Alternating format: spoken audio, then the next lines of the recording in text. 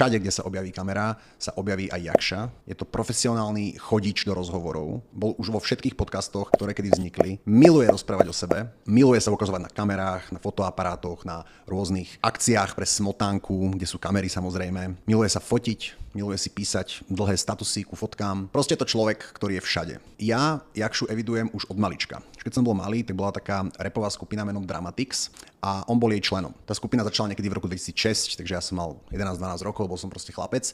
A tak som si prirodzene myslel, že keď je to člen rapovej skupiny, tak asi je reper. Lenže potom, ako čas plynul, tak som zistil, že počkaj, ten Jakša nemá žiadne pesničky. Tak asi nie je reper, asi bude ten producent, ten, čo robí hudbu pre reperov. Tak je Kontrafakt má Anisa, H16 má Grimasa, tak Dramatix pre nich robil hudbu Jakša. Lenže potom som videl nejaký rozhovor a Jakša sa vyjadril, že on nerobí hudbu, že on nevie robiť hudbu. Nechápal som teda, že čo vlastne robí Jakša. Vyskytuje sa v klipoch, vyskytuje sa na rôznych akciách, chodí do rozhovorov, ale ja netuším, čo vlastne robí. Tak mal som možno 15 rokov a začala mi vrtať hlavou otázka, že čo robí Jakša.